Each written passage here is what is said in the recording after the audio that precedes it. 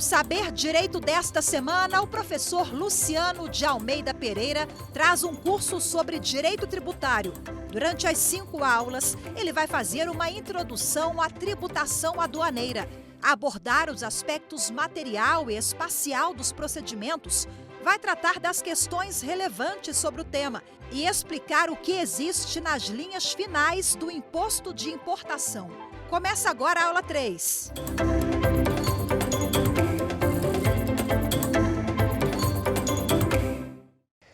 Olá, meu nome é Luciano de Almeida Pereira, eu sou advogado, mestre e doutor em Direito Tributário pela PUC de São Paulo, pós-doutor em Direito Financeiro e Tributário pela Universidade do Estado do Rio de Janeiro, UERJ.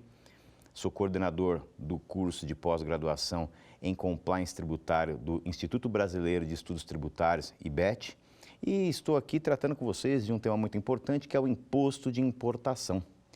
E veja, eu deixei uma pergunta que eu considero da mais relevante importância. Nós vamos tratar dela agora, né?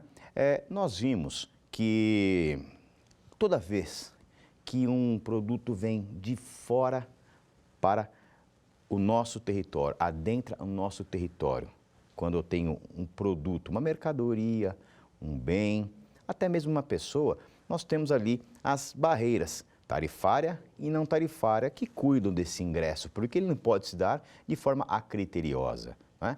Pois bem, agora, então, me parece claro, pelo que foi dito até o momento, que a entrada é tributada, tem alguns pormenores que nós ainda vamos ver, mas existe uma situação que é bem curiosa e também tão curiosa quanto, ela também é interessante. Veja, geralmente a doutrina diz o seguinte: importação de mercadoria proveniente do estrangeiro, mas fabricada no Brasil e exportada. Bom, o nome é longo e ele causa, às vezes, um pouco de incômodo, causa confusão. O que significa essa importação de mercadoria proveniente do estrangeiro, mas fabricada no Brasil e exportada? Muito bem, quando uma mercadoria ela é fabricada no Brasil, não temos a menor dúvida de que estamos diante de uma mercadoria, de um produto nacional. Perfeito? Agora, esse produto, ele pode ser exportado, ele pode ser vendido para o exterior. É muito vantajoso para o produtor brasileiro exportar seus produtos. É rentável. Bom, esse produto, ele também, ao ser exportado, tem um modus operandi, ele também tem uma série de quesitos a ser observados, ele tem uma série de regras a cumprir. Quando você exporta, você também tem um documento a ser registrado no Siscomex, que é o registro de exportação. A nomenclatura mudou, antigamente era uma outra nomenclatura que se empregava ao documento, hoje ficou redundante, se chama registro do registro de exportação. No momento em que você registra o registro de exportação no Siscomex, se considera exportada a mercadoria. A grande questão é que, conforme eu disse oportunamente, o direito cria suas realidades pela linguagem. E aí, quando você exporta formalmente, lembrando que esta exportação, ela se considera juridicamente no momento em que eu registro esse documento, chamado Registro de Exportação no Siscomex, pois é neste momento que eu tenho a exportação e detalhe, eu tenho a desnacionalização do produto. Ele deixa de ser um produto nacional. Quando eu tenho a exportação do produto, esse produto, embora fabricado no Brasil, não é mais nacional. Bom, esse produto então segue seu destino, vai para a Europa, por exemplo. Quando ele chega na Europa, ele também vai seguir todos os trâmites que aquele país que o recebe exibe na sua legislação. E quando ele passa por toda essa tramitação aduaneira daquele país a qual ele se destinou, Suponhamos que seja a Itália. Ele deixou de ser um produto brasileiro no momento da sua exportação e quando adentra o território italiano e se submete a toda aquela pleiade normativa de comércio exterior da Itália, se torna um produto italiano, tá certo? E aí então, você com a sua esposa, com o seu esposo, com a sua mãe, com o seu pai, colega, não sei, você vai até a Itália e está passando por lá e se encanta com um determinado sapato numa vitrine, por exemplo, e você compra aquele sapato italiano. Mas o que você não sabe é que esse sapato que você comprou na Itália, o que você não sabe é que esse sapato que você adquire na Europa foi fabricado aqui no Brasil. Ele foi exportado, ele foi fabricado no Brasil, foi exportado para a Itália e você lá o compra como produto italiano. Sabe por quê? Porque quando ele sai daqui, ele deixa de ser brasileiro, quando ele chega na Itália, ele se torna italiano. Então, quando eu retorno com este produto, quando eu retorno com esse sapato, pergunto, devo pagar um imposto de importação? Certamente que sim. Ué, mas o produto ele foi fabricado no Brasil. Pois é, ele foi fabricado no Brasil, mas ele se desnacionalizou no momento da sua exportação. Se nacionalizou italiano no momento em que ele foi adquirido pelo comércio italiano e foi vendido para nós na qualidade de importado, aquele mesmo sapato que você compra aqui no Brasil, por quanto tenha sido fabricado no Brasil. Claro, chegou lá, colocaram o selo deles, a marca deles, ele entra no Brasil como um produto importado, embora tenha sido fabricado no Brasil. Então, é aquela hipótese em que eu fabrico no Brasil, eu vendo, na venda eu pago o imposto de exportação. Compro-o no exterior e quando eu retorno, eu pago o imposto de importação, mesmo tendo sido fabricado no Brasil. Não é? Isso assim acontece por conta dessa proteção que os países têm, essa preocupação que os estados têm com a sua soberania. Eu não posso permitir que nenhum produto estrangeiro gire no território nacional. Ah, mas então você está ficando um pouco equivocado, porque um monte de gente compra celular importado, carro importado, relógio importado. Pois é. No momento que eu passo pelo desembaraço aduaneiro, aquele produto pode ser fabricado onde for, ele se nacionaliza. É igual o estrangeiro que se naturaliza? Mesma coisa, o produto se nacionaliza. No momento em que termina o despacho aduaneiro, é por isso que incide o IPI, porque se ele se nacionalizou, o fim do despacho aduaneiro, fictamente, equivale ao fim da etapa de produção de um produto feito no Brasil. Como eu tenho o IPI naquele produto produzido no Brasil, ora, se eu tenho a equivalência do mesmo no despacho aduaneiro, então quando eu termino o despacho aduaneiro, evidentemente, eu também tenho a incidência do IPI. É por isso que o IPI incide sobre os produtos importados. Então, essa questão do produto que é exportado, ele é fabricado no Brasil, exportado, comprado no interior e volta para cá, pagando imposto de importação, é por conta dessa troca de nacionalidade que o produto vem sofrendo nessa linha de comercialização, tá? A despeito disso, nós temos o artigo 1º, parágrafo 1º do Decreto-Lei 37 de 1966. Olha o que diz o enunciado prescritivo em comento. Diz o seguinte: para fins de incidência do imposto, considerar-se-á também estrangeira a mercadoria nacional ou nacionalizada exportada que retorna ao país. Eu vou ler até mais uma vez para você, de forma lenta, para que você reflita tudo o que eu disse até agora. Olha o que diz aqui. Para fins de incidência do imposto. Que imposto? Imposto de importação. Considerar-se-á também estrangeira a mercadoria nacional, portanto, aquela aqui fabricada, ou nacionalizada, se ela vier de fora e exportada novamente, que retornar ao país. Quer dizer, veio do exterior, nacionalizei, vendi, desnacionalizei, voltou, nacionalizou de novo. Então, fica nesse entre e sai, exportação, importação, exportação, importação. Fica nessas barreiras. Assim vai acontecendo. ok? Eu tenho aqui uma observação que eu reputo importante, tá?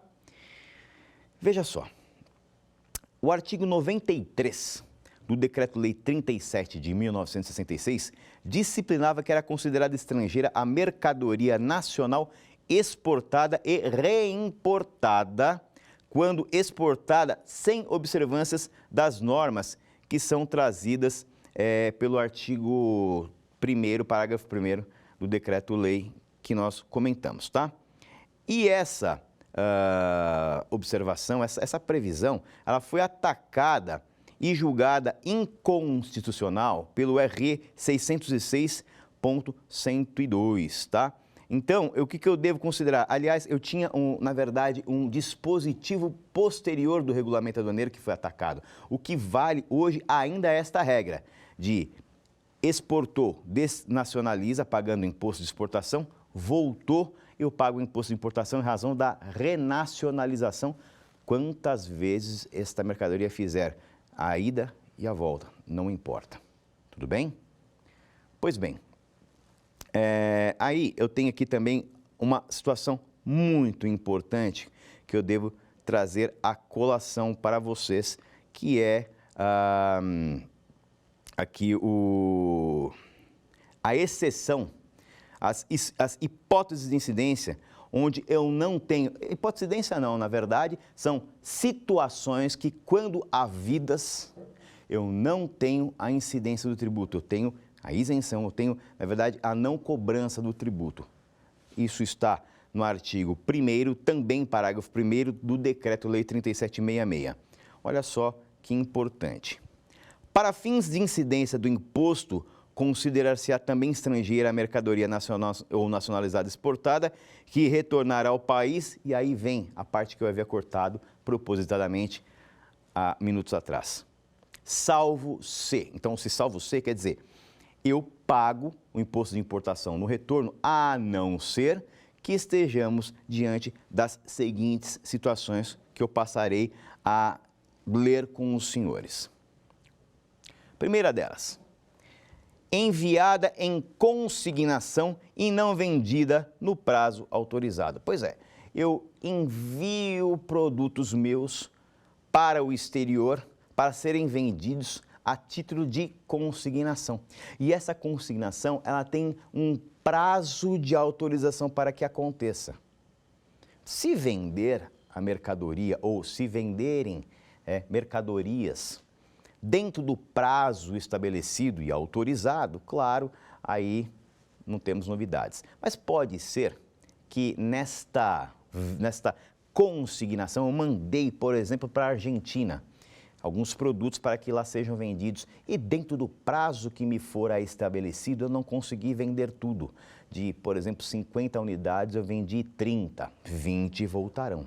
Como eu mandei em consignação, o retorno destas 20 mercadorias, essas 20 unidades que não foram vendidas, não se submetem à tributação pelo imposto de importação, porque eu não tive uma saída definitiva, como acontece classicamente no imposto de exportação. Ora, então, se ele não foi devidamente exportado, não foi desnacionalizado, quando retorna apenas como resultado de uma consignação que não obteve o resultado comercial que era esperado. Então, eu não tenho, neste compasso, a incidência do imposto de importação. Muito bem. A segunda, que é a linha B, diz o seguinte: devolvida por motivo de defeito técnico ou para reparo ou substituição. Então, você exporta, você, por exemplo, tem uma fábrica de liquidificadores. Você exporta os liquidificadores e eles são devolvidos. Mas eles não foram devolvidos porque simplesmente houve um não aceite, a pessoa devolveu, desistiu da compra ou qualquer outro motivo mais frívolo. Não, ele foi devolvido porque ele apresentou defeito.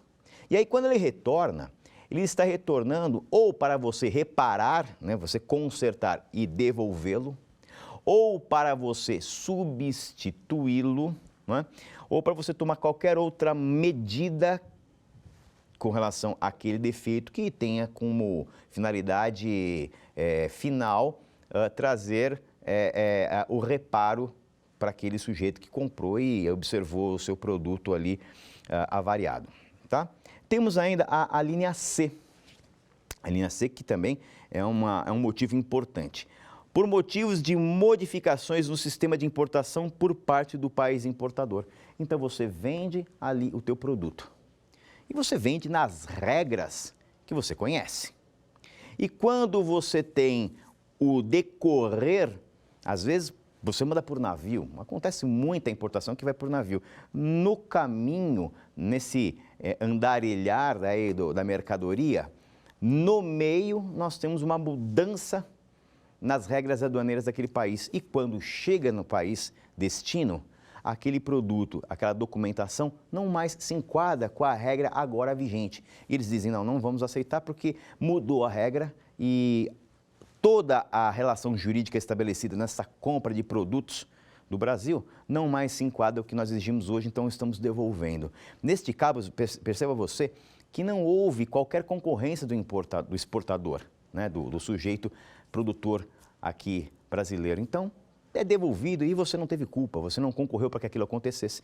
E, assim sendo, então, na devolução desse produto, porque não mais se enquadra com aquela realidade legislativa, você também, na devolução, não é submetido ao pagamento do imposto de importação.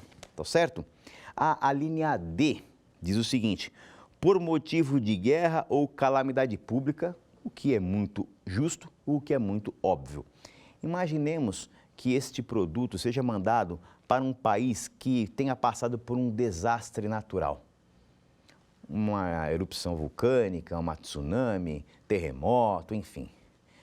Bom, claro, a encomenda foi feita antes deste evento natural, mas quando o produto chega naquela localidade, o importador, né, ele é surpreendido com esse resultado da ação da natureza.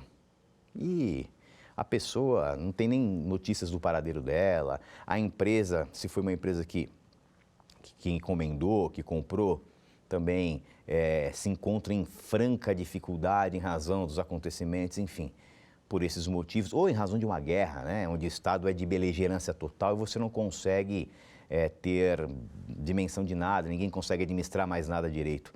Aí neste compasso, a coisa é devolvida, a coisa como direito civil mesmo chama. E quando retorna, perceba você que ao retornar em razão desta calamidade pública, em razão desta guerra, você também não encontra incidência do imposto de importação, mesmo ele tendo saído a priori em caráter definitivo. A ideia foi essa, sair em caráter definitivo, ter uma exportação clássica, mas em razão de acontecimentos absolutamente inesperados, nós temos a devolução que não se submete à cobrança do imposto de importação. E a linha E, por outros fatores alheios à vontade do exportador. Na verdade, a linha E, ela vem nos demonstrar duas coisas. Quando ela diz, por outros fatores alheios à vontade do exportador, o que é que eu percebo? Primeiro, se você analisar as 5 alíneas, todas elas demonstram uma devolução do produto exportado sem culpa, sem concorrência, sem que o exportador tenha feito nada que colaborasse para esse retorno. Quer dizer, não foi um problema que ele causou. Todas as situações são situações que vieram independentemente da vontade dele. Ele nada fez para que aquilo acontecesse. Então, não seria justo tributá-lo, já que ele não concorreu para que isso fosse levado a efeito, para que essa devolução se efetivasse. Tá? Então, todas as alíneas aqui apontam para esse sentido. Mas, segunda situação, é que quando ele diz, por outros motivos alheios à vontade do exportador, além de confirmar que todas as situações aqui listadas são, de fato, situações em que o exportador não concorre, ele acaba por demonstrar que aqui é um rol exemplificativo e não taxativo. O que indica dizer que eu posso ter outras situações em que eu tenho a devolução, sem que o exportador tenha tido culpa e mesmo assim tenha sido devolvido. Se ele não deu causa para aquela devolução, eu acabo por me enquadrar na linha E. Ah, foi devolvido, mas por quê? Foi caso de consignação? Não, não foi caso de consignação. Foi caso de defeito técnico? Não, não foi. Foi caso de modificação de sistema aduaneiro do país de destino? Não, não foi. Foi caso de guerra externa ou calamidade pública? Também não foi. Mas o motivo pelo qual está sendo devolvido, não há concorrência, não há culpa do exportador. Então, eu acabo acomodando a situação na linha E, de modo a não ter a cobrança, a isentar a cobrança do imposto de importação. Perfeito? Temos ainda uma outra situação aqui que é bem importante, que é a não incidência do imposto de importação, que é diferente de isenção, de não cobrança, tá? E essa não incidência também está esculpida no artigo 1º do Decreto-Lei 3766, mas no seu parágrafo 4º, olha o que diz. O imposto não incide sobre mercadoria estrangeira. Inciso 1. Destruída antes do desembaraço aduaneiro. Quer dizer, mercadoria veio do exterior e antes mesmo de passar pelo despacho aduaneiro, ela foi destruída. Quer dizer, o sujeito que a encomendou não fará uso da mercadoria porque ela foi destruída antes do desembaraço aduaneiro. Como é que eu vou tributar o sujeito por um produto que ele não pode usar porque estragou e não teve culpa nenhuma disso? Então, claro, essa mercadoria foi destruída antes do desembaraço aduaneiro, não tem nem mercadoria mais, ela se descaracterizou em razão da sua destruição. Então, não tenho a tributação, não é caso de isenção, como na hipótese anterior que eu listei com os senhores aqui. Não, isso aqui é caso de não incidência. Tudo bem? Temos o inciso 2 também. O inciso 2 diz que eu tenho a não incidência quando acidentalmente destruída a mercadoria em trânsito aduaneiro de passagem.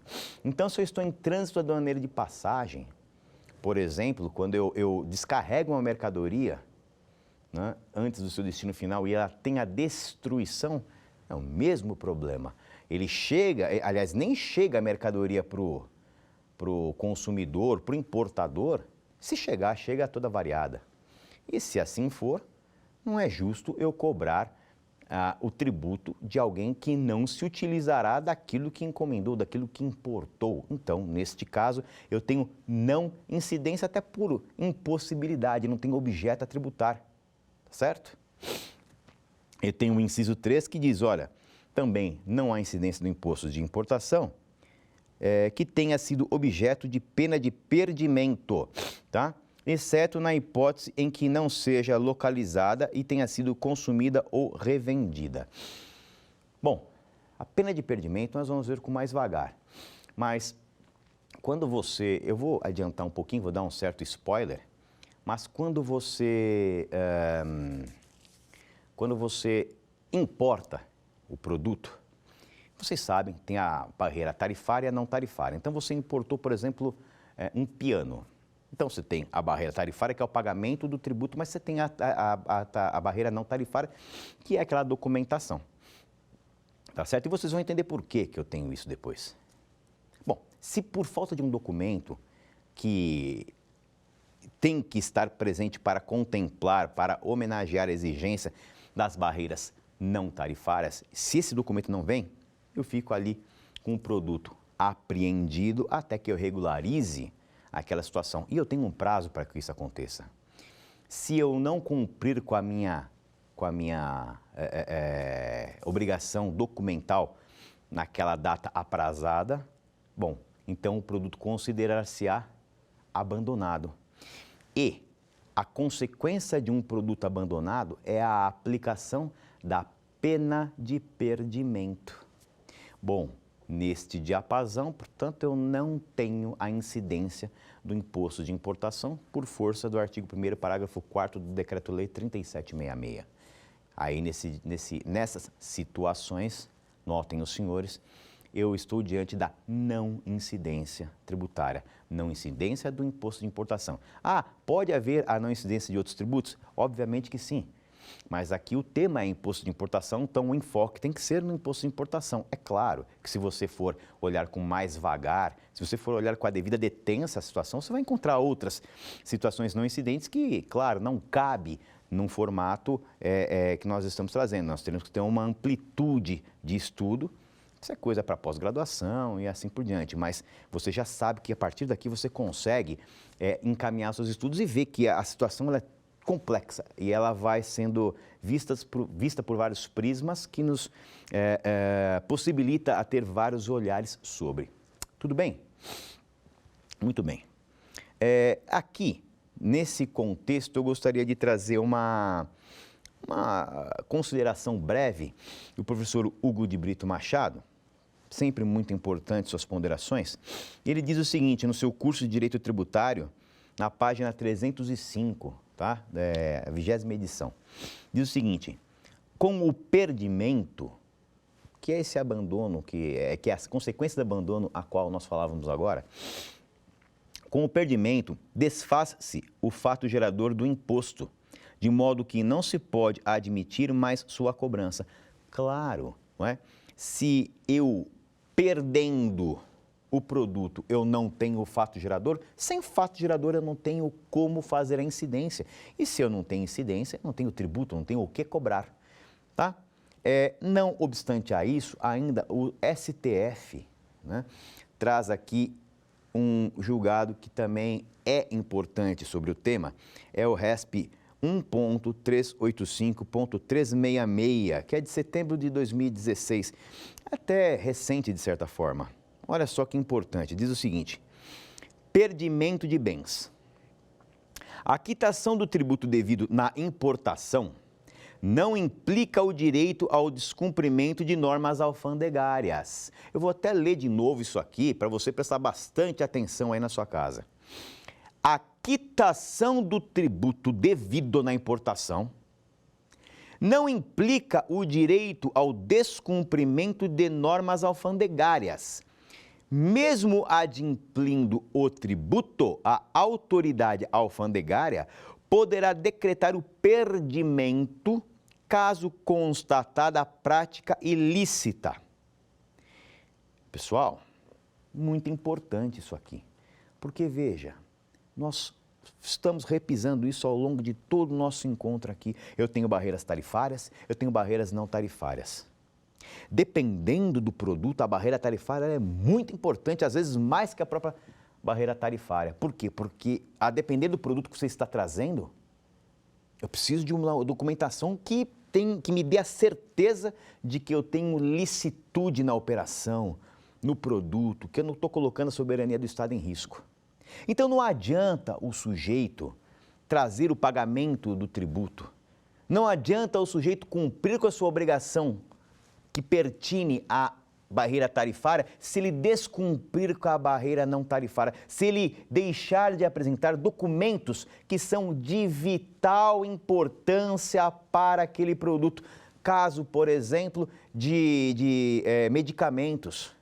Tem uma série de quesitos, uma série de regulamentos que entornam essa questão dos medicamentos, a indústria farmacêutica, a indústria bélica, as armas. Eu não posso pretender que, veja, eu importo licitamente só com o pagamento do tributo. Para muita gente que estiver de má intenção, o dinheiro não é o problema. Então, questões dessa magnitude, de tão importantes que são, não bastam só o pagamento do imposto, isto é, não basta só a contemplação da barreira tarifária, mais que isso, eu tenho que ter também a observância e principalmente, né, a observância da barreira não tarifária. Então, se eu faltar com documentos, um só, não precisa ser documentos, um só, já é suficiente para que a autoridade fazendária ou alfandegária, se você preferir, segure aquele produto, podendo gerar inclusive, abandono por falta de apresentação documental, não por falta de pagamento, por falta de apresentação documental, portanto, barreira não tarifária, podendo, inclusive, redundar na pena de perdimento. É isso que diz aqui o julgado, tá? Então, o que você acaba por perceber é que o pagamento do tributo não impede a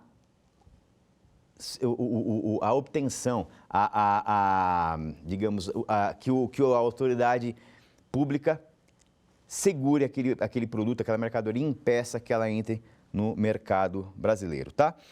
Mais uma observância aqui agora do STJ, mais um julgado. Esse aqui é no ERESP 1.316.269. Eu gosto de falar pontuado, porque às vezes eu falo um pouco rápido, e eu tenho medo de falar rápido e você não conseguir anotar devidamente. Então, eu vou falar de novo, pontuando, porque eu acho que fica mais fácil de anotar para quem quiser anotar, tá? Então, é o ERESP 1.316.269. Esse daqui é de abril de 2017, tá certo? Olha só o que diz. Declaração falsa versus declaração indevida. O erro culposo na classificação aduaneira de mercadorias importadas e devidamente declaradas ao fisco não se equipara à declaração falsa de conteúdo, tá? E, portanto, não legitima a imposição de pena de perdimento. E por que isso? Porque nós sabemos que a legislação tributária, especialmente aquelas que dizem respeito às obrigações tributárias acessórias ou, na doutrina do professor Paulo de Barros Carvalho, deveres instrumentais, realmente deveras complexa. Ela é muito cheia de detalhes e ela é fácil de errar. Contabilista erra, o sujeito que trabalha com comércio exterior erra, advogado erra, qualquer um erra, fiscal erra, auditor fiscal erra. Por quê? Porque é fácil de errar, porque é um mundo de coisas, não é? Cada qual com seus códigos e às vezes são coisas muito próximas, então é muito fácil, qualquer distração, às vezes mesmo com atenção, com a devida atenção, você pode errar. E aí você tem um problema de classificação, você tem um problema na importação, mas veja que isso não foi dolo, isso não foi intencional, houve culpa. E aí é fácil de você provar que houve culpa, né? Às vezes é uma variação de uma pedra e para você conhecer de pedras você tem que ter uma formação específica, você importa pedras, por exemplo. E aí, por conta disso, uma classificaçãozinha, um detalhezinho daquela pedra foi entendida como uma variação, já não é mais a mesma pedra, então já não é mais o mesmo código, você errou.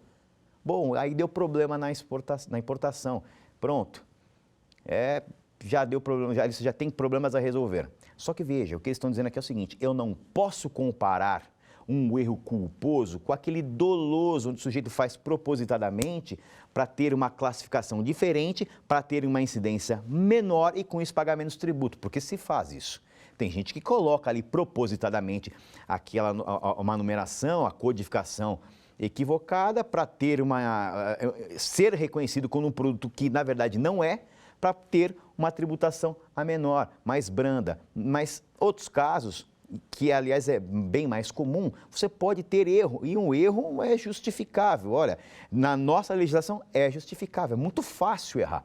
E quando se consegue comprovar, quando se denota que esse erro foi culposo, que foi porque o sujeito errou, porque é complexo mesmo, bom, aí nesta situação, o que eu tenho? Eu tenho, então, aqui a não aplicação de pena de perdimento, porque não foi, o sujeito não concorreu dolosamente para que isso acontecesse. Tudo bem? Tudo bem. E aí, nós vamos tratar agora de um outro tema que também é indispensável, que é o afastamento do fato gerador. Pois é, o afastamento gerador é aquela situação onde que eu ponho para longe o fato gerador e, é claro, se eu o afasto, eu também não tenho a cobrança do tributo.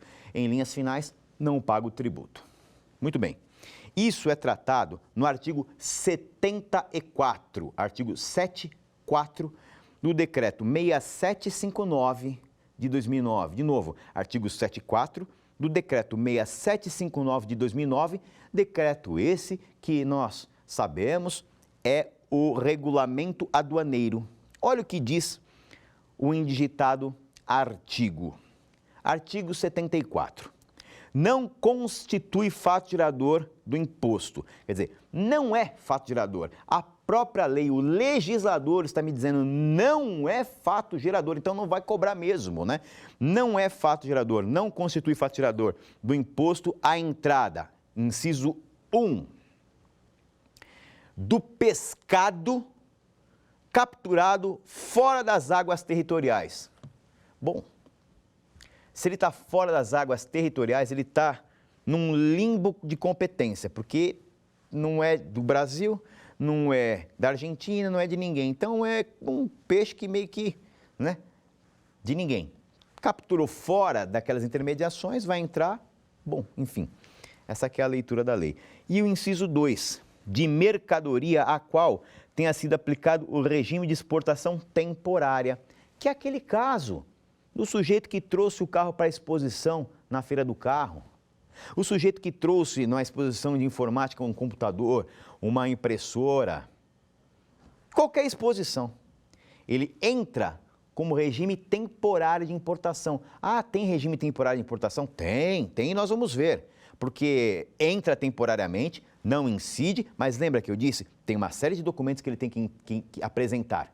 Ele apresenta todos eles de índole não tarifária, porque eu tenho o regime de importação não temporária, que vai ser visto adiante, porque eu tenho que regularizar aquela entrada. Eu não posso deixar que qualquer coisa entre no território nacional sob o manto de que, não vai ficar aqui temporariamente. Sim, mas a depender do que for, ele fica só um pouquinho e causa um estrago muito grande. Então não é porque ele não entra definitivamente que eu tenho que deixá-lo descoberto de licitude de documentação. Então ele entra sim com um regime especial, regime diferente, que é chamado regime de importação temporária, perfeito? Onde ele vai exibir afinidade com todas as exigências de natureza não tarifária. Neste compasso aqui, nesse cenário, conforme o artigo 74 do Decreto-Lei 6759 de 99, percebam, senhores, não tenho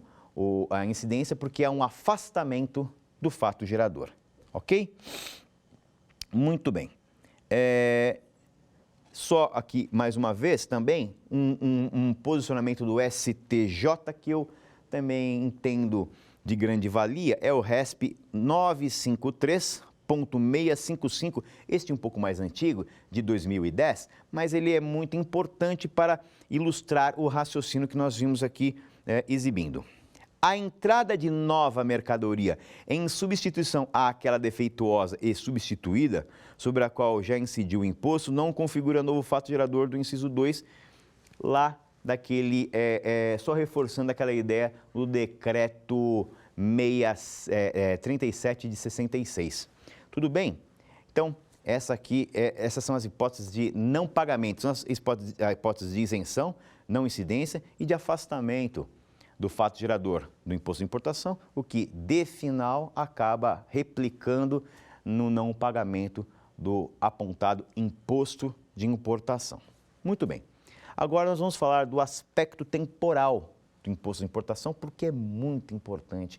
Qual é o momento em que eu tenho a cobrança do imposto de importação? E, para isso, eu tenho que saber qual é o momento que eu tenho o fato gerador do imposto de importação. Então, pessoal, veja só, o momento do fato gerador, a primeira coisa que eu tenho que tratar é o momento do fato gerador, é a entrada do produto estrangeiro no território nacional. O problema é que o mundo jurídico e o mundo social, o mundo fenomênico, nem sempre andam de forma compassada, nem sempre andam de braços dados. É muito comum haver um descompasso entre um e outro. É muito comum. O que vale para nós aqui não é a entrada física do produto, é a entrada jurídica do produto. Então, nós falamos em fato gerador quando ele juridicamente acontece, isto é, quando a entrada se dá juridicamente e não quando a entrada se dá fisicamente. Bom, dito isso, cabe a pergunta, se assim o é, quando nós temos, então, a entrada jurídica do produto? Pois é, a entrada jurídica do produto se dá com a inscrição da declaração de importação no Siscomex. É na data em que eu faço essa inscrição da declaração de importação, desse documento, né, que nós chamamos no mundo vulgar de DI, é quando eu escrevo a DI no Siscomex que eu tenho a efetivação do fato gerador do imposto de importação. É nesse momento que eu tenho o fato gerador. Então, o aspecto temporal do imposto de importação, o fato gerador do imposto de importação é marcado, é determinado, é cunhado no momento em que eu tenho a inscrição da DI no Siscomex, ok? E, conforme eu já disse, o Siscomex é um conjunto de softwares, não é um software, é um conjunto de softwares que é utilizado na CSEX, tá? CSEX, que é um órgão ali da Camex, é uma divisão da Camex que cuida dessas situações, tá? Então, nesse compasso, o artigo 6759 de 2009, como sabido e consabido no nosso regulamento aduaneiro, no seu artigo 73, diz o seguinte: para efeito de cálculo do imposto, considera-se ocorrido o fato gerador, inciso 1, na data do registro da declaração de importação de mercadoria submetida a despacho para consumo. Então, aqui você vê no artigo 73, inciso 1 do regulamento aduaneiro, está aqui, a comprovação de que o fato gerador do imposto de importação se dá com o registro da declaração de importação no Siscomex. Isso é muito importante porque é neste momento que eu tenho considerada a entrada do produto. Ele pode até ter chegado antes. Eu posso ter fechado um contrato de ordem internacional, direito internacional privado, há 3 meses. Ele pode ter chegado muito antes. Eu posso ter firmado esse contrato há 6 meses e o produto já está aqui há 3 meses. Não importa. Ele chegou há 3 meses no Porto de Santos. Só se considera a entrada quando, depois de 3 meses, por exemplo, ele é registrado com a sua declaração de importação no Siscomex. Então, se eu tive 3 mais 3, eu tive 6 meses de procedimento. 3 meses, em 3 meses, quer dizer, eu fiz o contrato, demorou 3 meses, chegou aqui no nosso território, mais 3 meses para passar pelo desembaraço aduaneiro. Somente quando passa pelo desembaraço aduaneiro, aliás, quando é inscrito, no Siscomex pela sua DI, é que eu tenho o fato gerador. Então, perceba que nem sempre a entrada física e a entrada jurídica coincidem.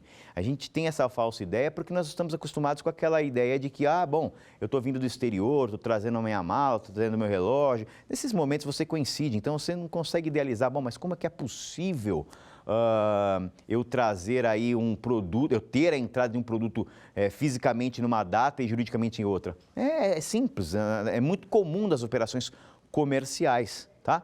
Então, de novo, eu só considero temporalmente a incidência do imposto de importação quando o ADI, isto é, sua declaração de importação é efetivamente registrada no Siscomex. Tudo bem? Muito bem. Bom, aqui eu tenho o artigo 150, parágrafo 1º da Constituição Federal, trazendo aqui um importante regramento no que diz respeito a esse assunto, dizendo que há o afastamento das anterioridades e por isso tem uma implicação, falando sobre o afastamento da anterioridade justamente em razão do seu caráter extrafiscal. Isso, pessoal, essa questão desse descompasso que eu vinha trazendo para os senhores, traz um incômodo.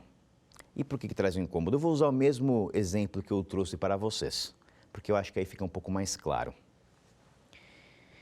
O sujeito comprou sei lá, ele trabalha com peças de carro. Ele comprou peças de carro da Alemanha. Isso há 6 meses.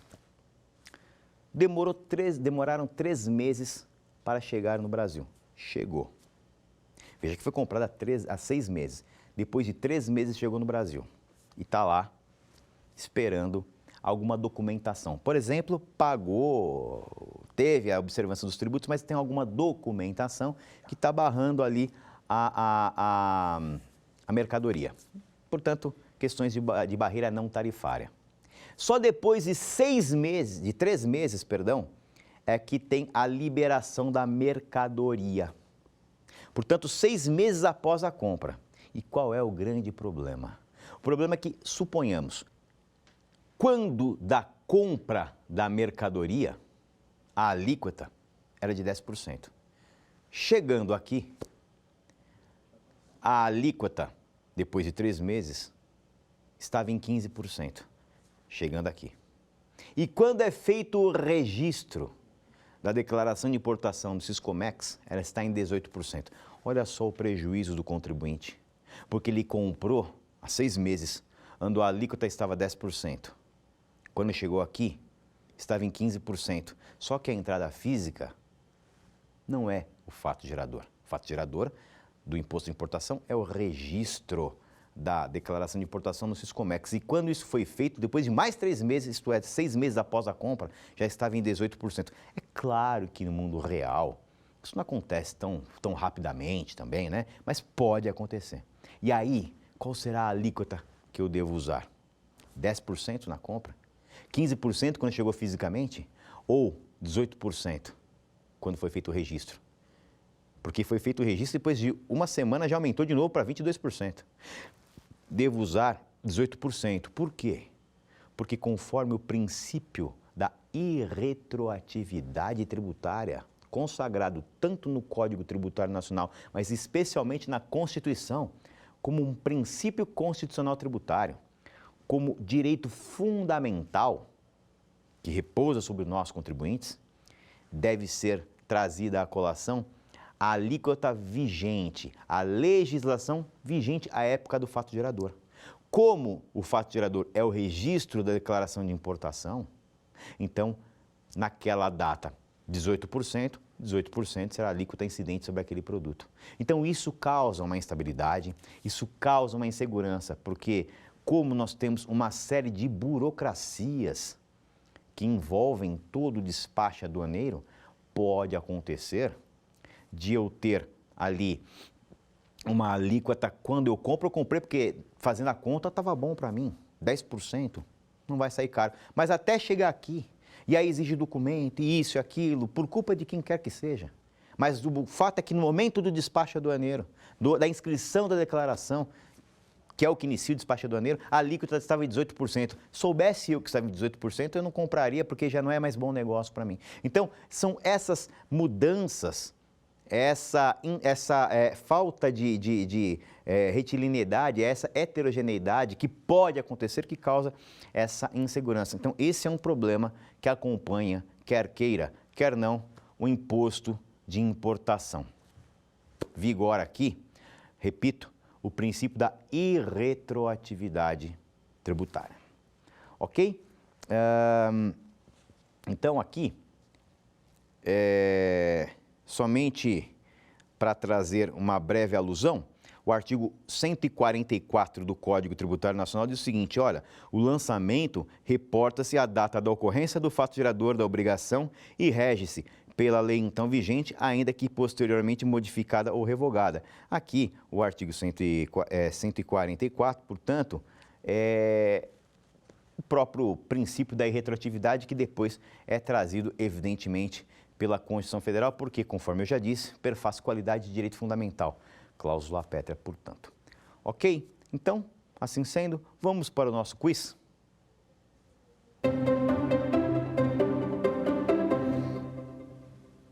Olha só, de acordo com o PAF, o procedimento fiscal, decreto número, 70.235 de 1972, o procedimento fiscal tem início com... Aí nós temos as 4 alternativas. A. O ato de ofício escrito, praticado por servidor competente, cientificado o sujeito passivo da obrigação tributária ou seu preposto. Nós temos a alternativa B.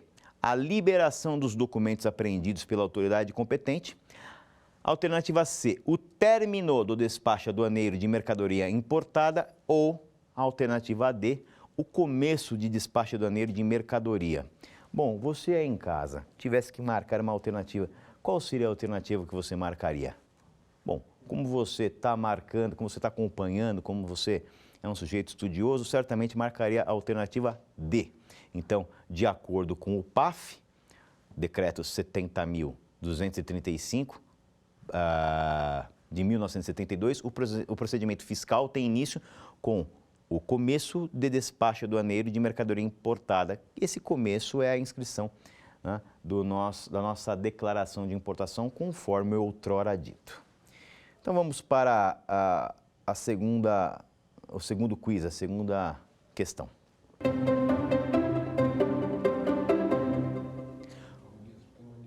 Uma das características norteadoras comuns a tributos como imposto de importação, imposto de exportação, impostos sobre produtos industrializados e imposto sobre operações de crédito, câmbio e seguro ou relativas a títulos ou valores imobiliários. Aliás, só uma parte aqui, esse nome enorme aqui, ó, imposto sobre operações de crédito, câmbio e seguro ou relativas a títulos ou valores imobiliários é o IOF, é o Imposto sobre Operações Financeiras. Ele tem um nome em iuris diferente porque vocês percebem que o nome dele mesmo, que perfaz a sua materialidade, é enorme. Então, se julgou muito mais conveniente chamá-lo de Imposto sobre Operações Financeiras, tá? Bom, alternativa A é a não cumulatividade, compensando-se o que for devido em cada operação com o montante cobrado nas anteriores. A alternativa B, a seletividade, que versa sobre a incidência desses impostos apenas quando o bem for considerado não essencial. Alternativa C, a progressividade, instituindo-se alíquotas proporcionais ao maior valor dos bens sobre os quais irão incidir. Ou a alternativa D, a extrafiscalidade, gerando manejo pelo Poder Executivo desses tributos para incentivar ou desestimular condutas de contribuintes. Daí a previsão do parágrafo 1º do artigo 153 da Constituição Federal.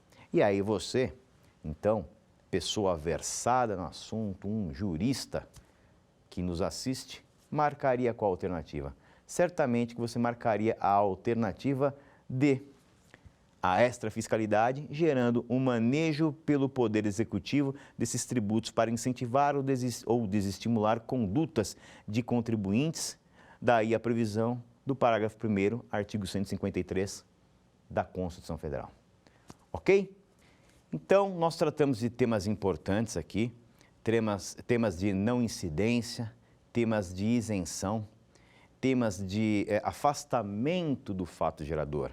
Nós vimos situações em que o contribuinte exporta o produto, o produtor exporta o produto e quando ele retorna como produto importado, apesar de ter sido fabricado no Brasil, e mesmo assim você paga o imposto de importação. Nós vimos que o fato gerador do imposto de importação é a entrada do produto estrangeiro no território nacional, mas não a entrada física. A entrada jurídica é o que nos importa. Quando é que nós temos essa entrada jurídica? Quando isso vale para o direito?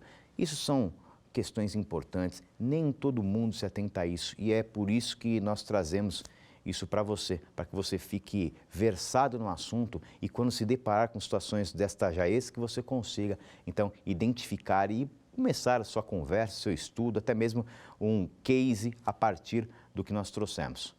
Convido você a continuar conosco, porque nós temos ainda muitos temas importantes e interessantes para tratar. Muito obrigado. Quer dar alguma sugestão de tema para os cursos do Saber Direito? Então mande um e-mail para a gente, saberdireito@stf.jus.br. Você também pode estudar pela internet. Acesse o nosso site radioetvjustiça.jus.br. ou pode rever as aulas no canal do YouTube, @Rádio e TV Justiça.